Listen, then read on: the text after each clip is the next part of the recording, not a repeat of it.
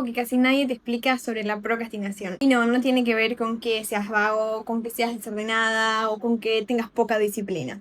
La mayoría de las personas no procrastina porque no quiere hacer las cosas, justamente lo contrario, uno quiere hacer cosas y no entiende por qué siempre se encuentra trabándose. Voy a decirte algo claro, uno procrastina porque su cerebro está evitando sentir algo. Sí. Y hasta que no entiendas qué emoción estás evitando, vas a seguir postergándolo, incluso aquello que sabes que te haría muy bien. En mi primer video hablé un poquito sobre esto de la claridad emocional, pero hoy lo voy a explicar mucho más a fondo y te voy a regalar de cierta manera una actividad para que puedas de cierta forma desbloquear esa procrastinación con la técnica de los 90 segundos. No quiero irme en cuestiones teóricas muy profundas que puedan ser incluso un poco aburridas, pero desde la psicología y desde la neurociencia, la procrastinación no es un problema de tiempo. Es decir, uno no procrastina porque tiene falta de tiempo. Es un problema de regulación emocional. El cerebro no está diseñado para el crecimiento, el cerebro está diseñado para evitar incomodidad. Entonces, toda vez que una tarea de cierta forma active tensión, active dudas, active miedo, active frustración, el cerebro va a buscar formas de evitar, de poder salir de ese estado de amenaza de cierta forma. Hoy en día creo que esta salida más rápida que existe son las redes sociales, que al principio creo fueron creadas como para conectarnos unos con los otros, ¿no? Porque somos seres sociales y es necesario y demás, pero hoy creo que nos desconectan bastante, inclusive nos generan bastante soledad. Pero bueno, eso será tema para otro capítulo en otra ocasión. Entonces, pensemos, ¿no? Esas salidas suelen ser el celular, esas salidas pueden ser las distracciones, o el simple mismo casi hecho de autoconvencimiento de decir, bueno, después lo hago, tengo tiempo para hacerlo más tarde, todavía tengo tiempo para esa entrega, todavía tengo tiempo para la competición, lo dejo para después, ¿no? Y lo comparto de esta manera porque yo lo veo exactamente así con mis atletas. Uno de mis luchadores me dijo que él sabía exactamente lo que tenía que entrenar, pero no lo hacía. Que me dice, Juli, pero es que sé lo que tengo que entrenar, pero es que llego al gimnasio y me da muchas más ganas de entrenar cosas que yo sé que mis patadas son un 9 y yo solamente quiero llegar a que sean un 10 y me parece más fácil, me parece más lindo y lo disfruto más y entrenar estas técnicas que sé que tengo que mejorar me parecen un poco aburridas, no tengo ganas, me desanimo y siento que tengo que hacerlo pero no puedo. Y me parece que creo el ejemplo perfecto sobre eso. No es que a uno le falte ambición, porque muchas personas escucharían esto y dirían, al final sos conformista, ya sabes lo que te sale bien y entrenás solo lo que te sale bien y lo otro lo dejas porque bueno, ya está. Es algo que comúnmente podríamos escucharlo más, ¿no? Pero cuando empezamos a profundizar con él, apareció de cierta forma la emoción real. Esa emoción que tenía que ver con este miedo a no rendir como antes, ese miedo a decepcionar, ese miedo a confirmar cierta inseguridad, porque bueno, dentro de esa técnica que él sabía que tenía que mejorar, había también una cuestión de, uy, si al final por intentar o poner mucha energía en esto, pierdo lo que ya tengo bueno, pierdo lo seguro de cierta manera, ¿no? Entonces, el cerebro no estaba evitando el entrenamiento, no estaba evitando esa técnica, estaba evitando esa emoción.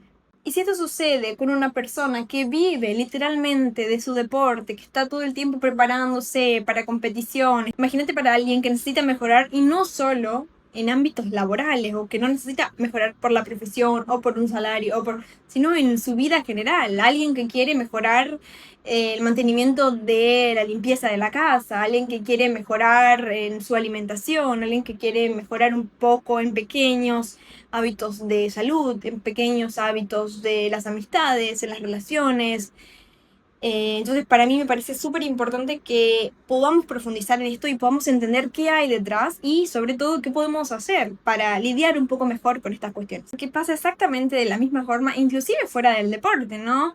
No hablo solo de, bueno, cuando uno quiere entrenar y lo posterga, sino cuando uno tiene que estudiar y empieza a abrir Instagram, o cuando alguien necesita empezar o quiere empezar algo nuevo y lo deja como, bueno, más adelante quizás lo hago, ese microemprendimiento, esa tarea, ese sueño, ese visitar a los padres, visitar a los abuelos, millones de cosas que podríamos hablar de ejemplos, pero lo que tenés que entender es que no estás evitando la tarea en sí, estás evitando lo que esa tarea te hace sentir.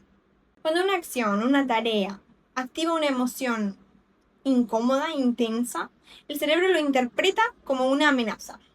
y hace lo que mejor sabe hacer, que es buscar un alivio inmediato. Ese alivio viene con dopamina rápida, con redes sociales, con comidas, con series. Por eso es que de cierta manera procrastinar se siente bien, como un alivio, por unos minutos, tipo, qué bueno, estoy haciendo esto, no pasa nada, lo haré después, lo haré más tarde, comienzo el año que viene, comienzo la semana que viene. Pero luego aparece algo que ocupa muchísimo lugar y genera muchísimo sufrimiento en cuestiones de emociones, que es la culpa, el autoataque, la sensación de estancamiento. Entonces podemos decir que de cierta manera la procrastinación no te protege del fracaso, te protege de sentir. La emoción es el verdadero bloqueo. Entonces ahora lo que voy a hacer es darte un ejercicio llamado los 90 segundos que te va a ayudar a desbloquear en esos momentos cuando la procrastinación se adueña, digamos, de cierta manera de vos porque hay una emoción que está trabándola. Uno tiene que entender también que la procrastinación no se decide en horas, se decide ahí, en los primeros segundos que eso sucede, ¿no? Entonces el ejercicio que te voy a regalar hoy se llama los 90 segundos de contactos. En el paso 1 lo que vas a hacer es como detectar ese micro momento, no cuando ya estás procrastinando, sino justo cuando estás por empezar. Por ejemplo, abrís la computadora para empezar a estudiar, agarrás el cuaderno, te vas a buscar, no sé, las escobas, las cosas para limpiar, te pones las zapatillas para ir a entrenar. Ahí aparece, ¿no? Una micro tensión interna. Ese es el momento clave. Ese es el paso 1. Identificar. Ahí estoy, en el micro momento, que me estoy poniendo las zapatillas y digo, qué fiaca que tengo hoy, me parece que quizás me quedo mejor. Y ahí es que aparece el paso más importante. En el paso número 2, quiero que no hagas la tarea todavía. Que te quedes ahí, no empieces. Y por apenas 60 segundos, no sé, controlalo con tu reloj, controlalo con tu celular, o simplemente no cambia nada si son 59 o si son 58, 50 o 65 segundos. Lo que importa es que te tomes unos segundos donde simplemente te quedes quieto, tengas una respiración normal, no estés con el celular, no busques ninguna distracción. Después de que identificaste ese micro momento del paso número 1, aparece y empieza el paso número 2, donde necesito que estés calmo, que respires, que te des cuenta las cosas que sentís, observes esas ganas de escapar, las distracciones que aparecen, las emociones que aparecen. ¿Qué son? ¿Qué aparece ahí? ¿Qué sentís en esos momentos? Van a ser solo 60 segundos y que inclusive si los controlas con el reloj seguramente va a parecer una eternidad.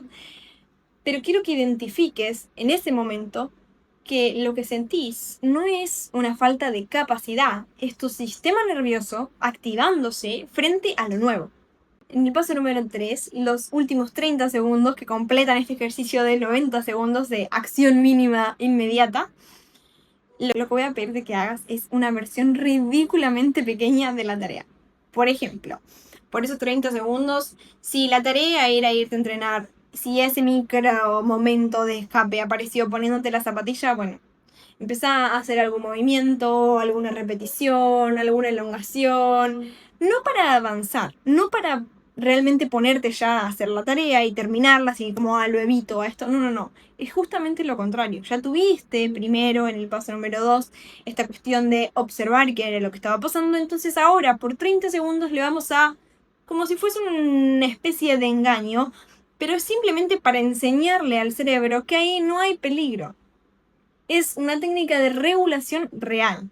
Es inclusive a veces un poco gracioso los resultados que obtengo. Es una técnica que la uso muchísimo con mis atletas, pero la mayoría de ellos, quizás no a la primera vez que lo intentan, pero ya a la segunda vez es como, Juli, lo que me pasó fue increíble porque empecé a hacerlo y durante esos 30 segundos fue como, sí, y estoy como generando esta regulación real, pero después no me di cuenta y ya comencé la tarea y me olvidé por qué quería procrastinar y empecé a percibir que inclusive lo podía disfrutar a toda esta tarea y que está bueno y que es un desafío bueno. Entonces es como eso, ¿no?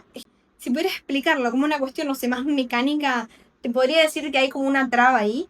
Y cuando uno comienza a hacer esta regulación real, con estos 3 pasos, ¿no? Pero cuando ya comienza la última parte de regulación real, uno va como abriendo esta cuestión y después surge. Y después aparece y después uno comienza y se destraba de cierta forma y aparece toda esta genialidad de cómo el cerebro está limitando y cuando entiende que no hay peligro funciona completamente diferente. Hay tanta, como dije por ahí un poco en los videos anteriores, hay mucha facilidad de juzgarse a uno mismo, de decir, no, pero es que yo soy incapaz de mantener una disciplina, es que yo soy incapaz de esto, es que yo soy incapaz de, no sé, cosas básicas, de comer saludable más de una semana, después ya está, ya me pasa y empiezo a comer cualquier cosa.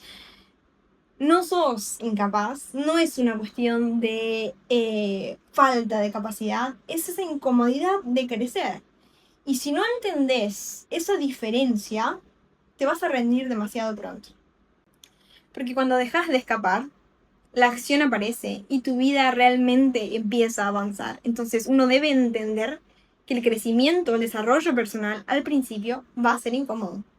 Y solo quien puede entender esta diferencia de no soy incapaz, es difícil porque estoy comenzando y mi cerebro lo entiende como una amenaza, necesito readaptarme para poder avanzar. Ahí es cuando todo muda. Para los que es la primera vez que me escuchan, soy psicóloga especializada en deportes con un máster en neurociencia, apasionada por mi profesión.